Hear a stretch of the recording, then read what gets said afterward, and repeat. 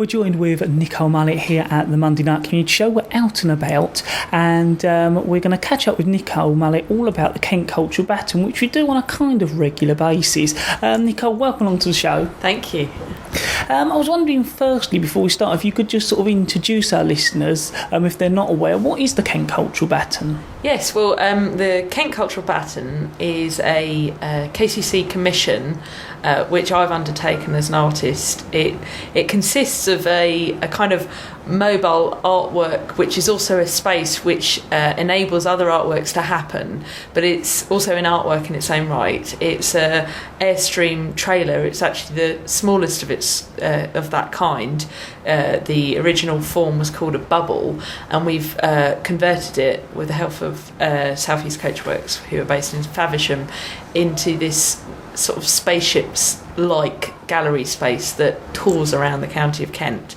It's got a periscope with cameras above it which look out and try and capture and document things, and it's got a space inside which has hosted a number of projects, all with relationship to Kent in some way.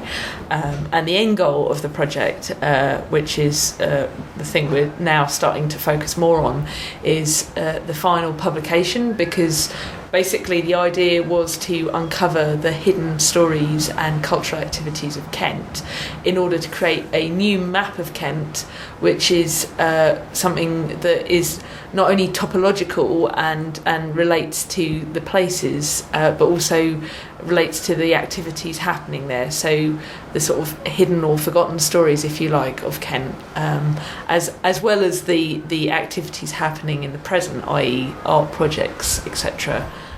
Now, it's a while since we've spoke to you about the Kent Cultural Baton, Nicole, so how have things been going?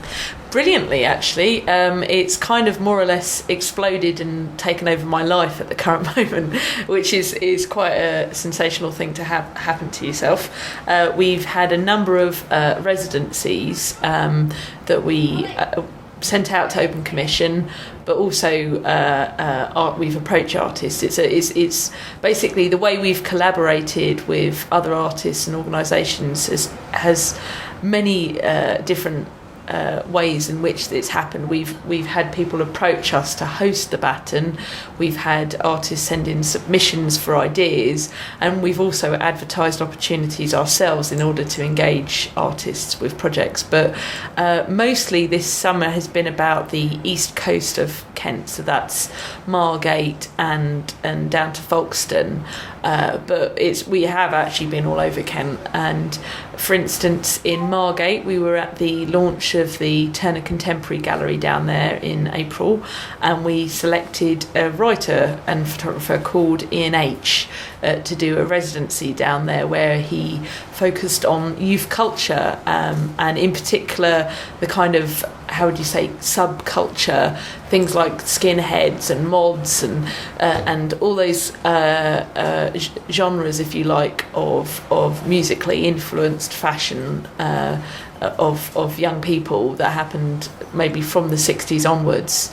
And he went around interviewing local people who had been either a mod or a skinhead or a punk, and then also caught up with them now and their life now, in order to see kind of make a, not necessarily a comparison, but draw to some sort of stance of what it's like to be young then, and obviously reflect on it now, with most of those people being mature adults. And his work is now being shown as part of the Nothing But Youth show that's happening at the Turner Contemporary. It's opening on the 14th, I think, of September, but it's also obviously being contributed into our map of Kent. And then next to that, we advertised for Folkestone, a position as artist in residence, and we got a filmmaker called Jeremy Miller. And he's actually still making his film, but the subject matter he's focusing on is the fact that the very famous playwright called Samuel Beckett got married in Folkestone, and not many people know that, so he's making a film about that fact, and that we're showcasing on the 21st of October in Folkestone itself. And then finally, although not finally, because there's been many other projects, we had artists in residence in Samfire Hoe, which is the plot of land between Dover and Folkestone, which was created when they built the Euro tunnel. Right. It was actually the spoils, if you like, from the tunnel digging, which then created a new plot of land, which is a nature reserve. And we got the artist Gail Chong Kwan, who is you would probably call her an interdisciplinary artist. She works a lot using food and food materials, but for this project she worked on a sort of sensory banquet, which incorporated all the senses, so taste, smell, sound, etc. And she led people on a tour of the hoe in order to gather their responses, and she's now collating that experience and creating a new piece of work from that. So as you can see, a very broad range of projects, lots happening, and lots of exciting things underway that have yet to happen. So that's in a nutshell, it is what's happening at the moment.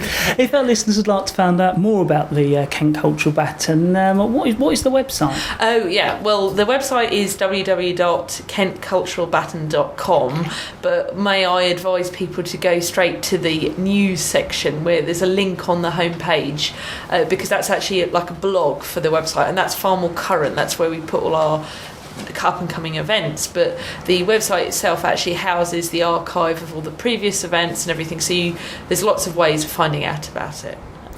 Nicole, as always, thank you very much for speaking to us and updating us about the Cultural Baton. Thank you.